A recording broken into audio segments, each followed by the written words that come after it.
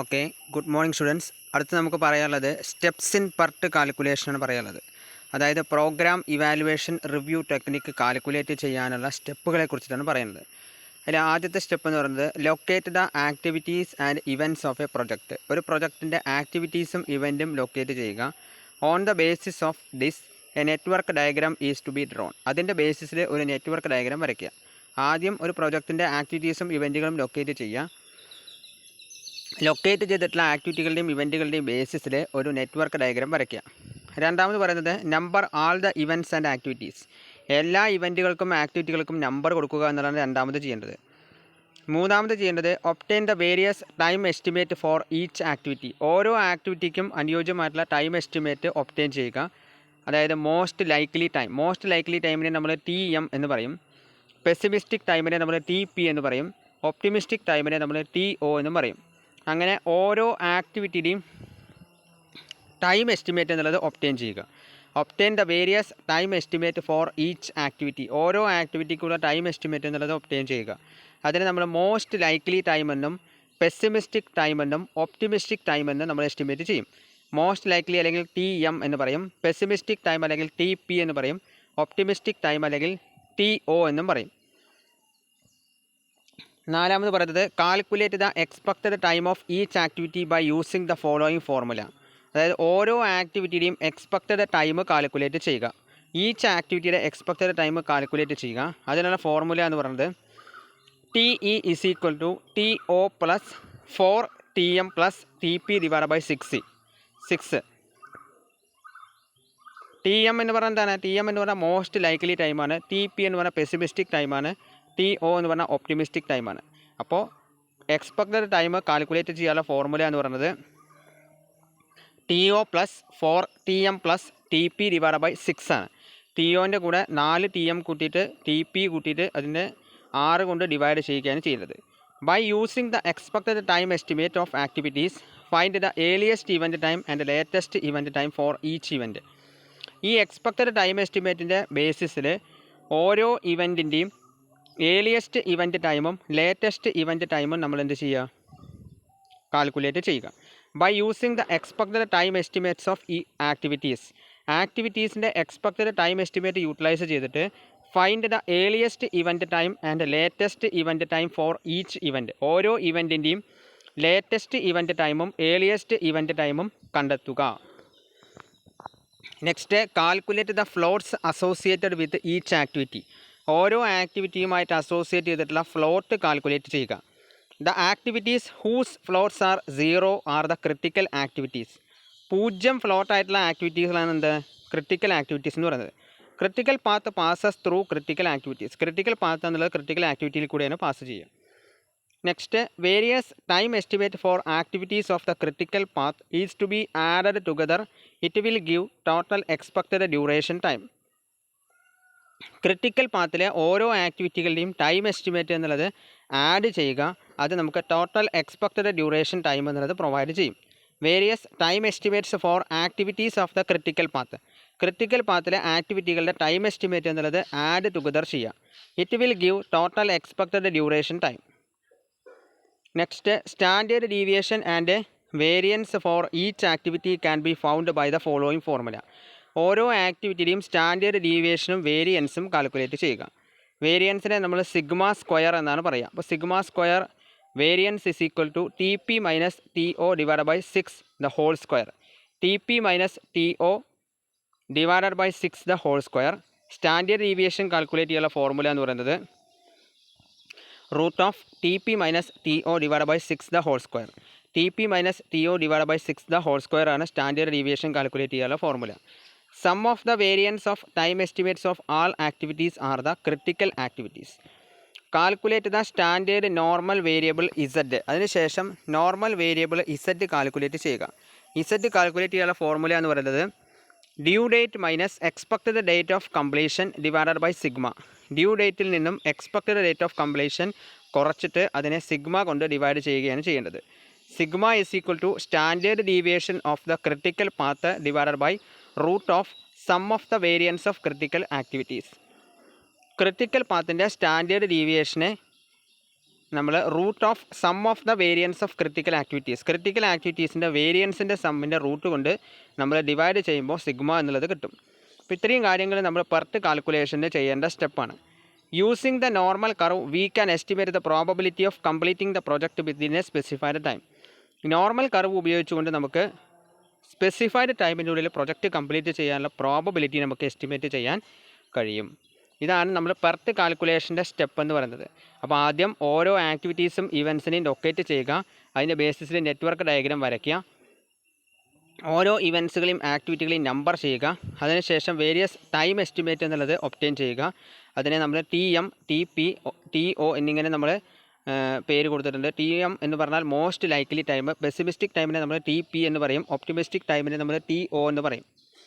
പിന്നെ expected time of each activity calculate ചെയ്യാനുള്ള formula എന്ന് പറയുന്നത് TO + 4TM + TP / 6 ആണ്. പിന്നെ അതിന് ശേഷം നമ്മൾ എന്ത് ചെയ്യുക, by using the expected time estimates of activities find the earliest event time and latest event time for each event, calculate the float, various time estimate for activities of the critical path is to be added together, then find out standard deviation and variance of each activity, and then find out normal variable Z and sigma. ഇനി ഒരു കാര്യം കൂടി ഇന്നത്തെ ക്ലാസ്സിൽ പറയുന്നുണ്ട്. ഒന്ന് similarities between CPM and PERT. Critical path മെത്തേഡും program evaluation review ടെക്നിക്കും തമ്മിലുള്ള സിമിലാരിറ്റീസും എന്താണെന്ന് പറയുന്നുണ്ട്. ഒന്നാമത് പറയുന്നത് ബോത്ത് ആർ നെറ്റ്വർക്ക് ടെക്നിക്സ്. രണ്ടും നെറ്റ്വർക്ക് ടെക്നിക്കുകളാണ് എന്നുള്ളതാണ് ആദ്യത്തെ ഒരു സിമിലാരിറ്റി പറയുന്നത്. രണ്ടാമത് പറയുന്നത് under both techniques network diagrams are drawn. രണ്ട് ടെക്നിക്കിലും നെറ്റ്വർക്ക് ഡയഗ്രാംസ് വരക്കുന്നുണ്ട് എന്നുള്ളതാണ് രണ്ടാമത്തെ ഒരു സിമിലാരിറ്റി പറയുന്നത്. Under both techniques network diagrams are drawn. മൂന്നാമത് പറയുന്നത് the primary objective of both technique is to see that the project is completed within a specified time plan. ഈ രണ്ട് ടെക്നിക്കിൻ്റെയും പ്രൈമറി ഒബ്ജക്റ്റീവ് എന്ന് പറഞ്ഞാൽ പ്രൊജക്റ്റ് സ്പെസിഫൈഡ് ടൈം പ്ലാനിൽ complete ചെയ്തിരിക്കുന്നു എന്നുള്ളത് ഉറപ്പുവരുത്തലാണ്. Under both techniques the project is divided into various activities and events. രണ്ട് ടെക്നിക്കിലും പ്രൊജക്റ്റിനെ നമ്മൾ വ്യത്യസ്ത ആക്ടിവിറ്റികളാക്കിയിട്ടും ഇവൻറ്റുകളാക്കിയിട്ടും ഡിവൈഡ് ചെയ്യുന്നുണ്ട്. Next critical area and critical path are found in both techniques. രണ്ട് ടെക്നിക്കിലും നമ്മൾ ക്രിട്ടിക്കൽ ഏരിയയും ക്രിട്ടിക്കൽ പാത്തും കണ്ടെത്തുന്നുണ്ട്. അടുത്ത ലാസ്റ്റ് പറയുന്നത് both are used as decision making techniques. രണ്ടിനെയും നമ്മൾ ഡിസിഷൻ മേക്കിംഗ് ടെക്നിക്കുകളായിട്ടാണ് ഉപയോഗിക്കുന്നത്. ഇനി ഡിഫറൻസ് എന്തൊക്കെയാണെന്ന് നോക്കാം. ക്രിട്ടിക്കൽ പാത്ത് മെത്തേഡും പെർട്ടും തമ്മിലുള്ള ഡിഫറൻസ് എന്തൊക്കെയാണ് പറയുന്നത്. CPM അത് ചോദിക്കാം, അത് ഇമ്പോർട്ടൻ്റ് ആണ്. CPM-ഉം പെർട്ടും തമ്മിലുള്ള ഡിഫറൻസ് 4 മാർക്കിന് ചോദിക്കാവുന്ന ഒരു ക്വസ്റ്റ്യൻ ആണ്. CPM എന്ന് പറഞ്ഞാൽ ആക്ടിവിറ്റി ഓറിയൻറ്റഡ് ആണ്, പെർട്ട് എന്ന് പറഞ്ഞാൽ ഇവൻറ്റ് ഓറിയൻറ്റഡ് ആണ്. CPM is activity oriented but PERT is event oriented. CPM is deterministic model with single time estimate. Single time estimate ഉപയോഗിച്ചുകൊണ്ട് ചെയ്യുന്ന ഡിറ്റർമിനിസ്റ്റിക് മോഡലാണ് CPM എന്ന് പറയുന്നത്. But PERT is A probabilistic model with 3 time estimate. 3 time എസ്റ്റിമേറ്റുകൾ ഉപയോഗിച്ചുകൊണ്ട് ചെയ്യുന്ന ഒരു probabilistic മോഡലാണ് പെർട്ട് എന്ന് പറയുന്നത്. CPM എന്ന് പറഞ്ഞാൽ സിംഗിൾ ടൈം എസ്റ്റിമേറ്റ് ഉപയോഗിച്ചുകൊണ്ട് ചെയ്യുന്ന ഒരു ഡിറ്റർമിനിസ്റ്റിക് മോഡലാണെങ്കിൽ പെർട്ടിൽ നമ്മൾ 3 ടൈം എസ്റ്റിമേറ്റ് അവിടെ ഉപയോഗിച്ച് ചെയ്യുന്നുണ്ട്. CPM does not deal with uncertainty in time. Uncertainty ആയിട്ട് ഡീൽ ചെയ്യുന്നില്ല. PERT deals with uncertainty in time. പക്ഷേ പ്രോഗ്രാം ഇവാലുവേഷൻ റിവ്യൂ ടെക്നിക്കിൽ അൺസർട്ടനിറ്റി ആയിട്ട് ഡീൽ ചെയ്യുന്നുണ്ട്. നാലാമത് പറയുന്നത് the use of dummy activities is required in PERT for representing the proper sequencing. അതായത് proper sequencing നടപ്പിലാക്കാൻ ഡമ്മി ആക്ടിവിറ്റീസ് പെർട്ടിൽ യൂട്ടിലൈസ് ചെയ്യുന്നുണ്ട്. But in CPM the use of dummy activities are not necessary. CPM-ൽ dummy activities എന്നുള്ളത് necessary അല്ല. CPM is used for non repetitive jobs. Critical path method പ്രധാനമായിട്ടും utilise ചെയ്യുന്നത് non repetitive ജോബ്സിനാണ്. PERT is used for repetitive jobs. പക്ഷേ PERT എന്ന് പറയുന്നത് utilise ചെയ്യുന്നത് റിപ്പീറ്റീവ് ജോബ്സിനാണ്. ഇനി ആറാമത്തെ ഡിഫറൻസ് എന്ന് പറയുന്നത് CPM considers both aspects of time and cost. ടൈമിനെയും കോസ്റ്റിനെയും ഒരേ സമയം കൺസിഡർ ചെയ്യുന്നതാണ് CPM എന്ന് പറയുന്നത്. PERT is mainly concerned with time only. പക്ഷേ പ്രോഗ്രാം ഇവാലുവേഷൻ റിവ്യൂ ടെക്നിക്ക് എന്നുള്ളത് ടൈമിനെ മാത്രമാണ് കൺസിഡർ ചെയ്യുന്നുള്ളൂ. CPM എന്നുള്ളത് കൺസിഡർ ചെയ്യുന്നത് ടൈമിനെയും കോസ്റ്റിനെയും ഒരേ സമയം കൺസിഡർ ചെയ്യുന്നുണ്ടെങ്കിൽ പെർട്ട് എന്നുള്ളത് കൺസിഡർ ചെയ്യുന്നത് ടൈമിനെ മാത്രമാണ്. CPM does not incorporate statistical analysis in determining time estimate. Time estimate determine ചെയ്യുന്നതിന് വേണ്ടിയിട്ട് സ്റ്റാറ്റിസ്റ്റിക്കൽ അനാലിസിസിനെ കൺസിഡർ ചെയ്യുന്നില്ല. But PERT analysis considers statistical analysis to determine the probabilities related with time. പക്ഷേ PERT എന്നുള്ളത് സ്റ്റാറ്റിസ്റ്റിക്കൽ അനാലിസിസ് ആണ് അവിടെ consider ചെയ്യുന്നത്. Related probabilities ടൈമിൽ ഡിറ്റർമിൻ ചെയ്യാൻ വേണ്ടിയിട്ട് PERTൽ സ്റ്റാറ്റിസ്റ്റിക്കൽ അനാലിസിസിനെ കൺസിഡർ ചെയ്യുന്നുണ്ട്. CPM is used for construction and business problem. CPM പ്രധാനമായിട്ടും യൂട്ടിലൈസ് ചെയ്യുന്നത് കൺസ്ട്രക്ഷൻ പ്രോബ്ലത്തിലും ബിസിനസ് പ്രോബ്ലത്തിലുമാണെങ്കിൽ PERT is applied mainly for planning and scheduling research program. പക്ഷേ program evaluation review technique apply ചെയ്യുന്നത് പ്ലാനിംഗ് ആൻഡ് ഷെഡ്യൂളിംഗ് റിസർച്ച് പ്രോഗ്രാംസിലാണ്.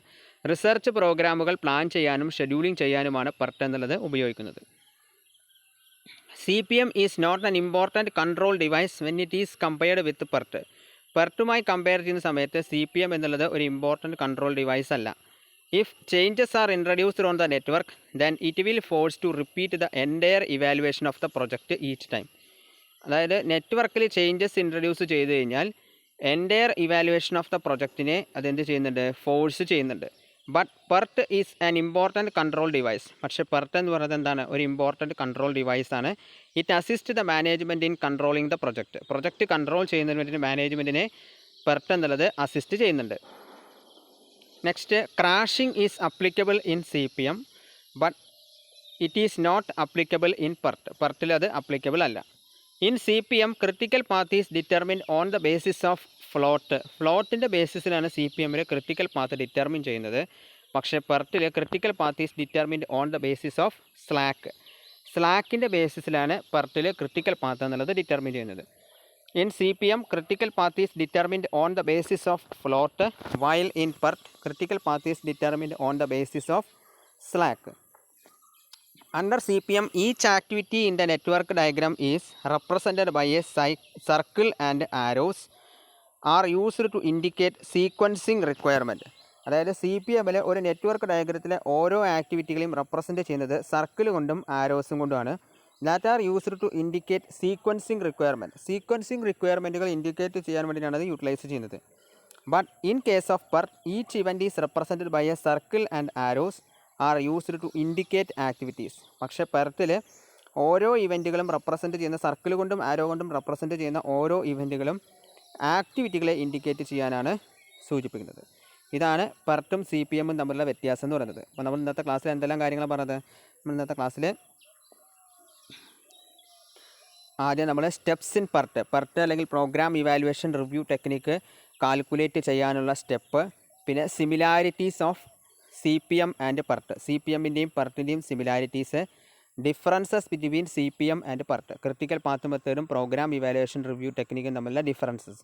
ഈ 3 കാര്യങ്ങളെ സംബന്ധിച്ചിട്ടുള്ള ഒരു തിയറി ഭാഗത്തിൻ്റെ വീഡിയോ ആണ്. അപ്പോൾ എല്ലാവരും ഈ വീഡിയോ ത്രൂ ഔട്ട് നിർബന്ധമായിട്ടും കാണുക. Okay, thank you.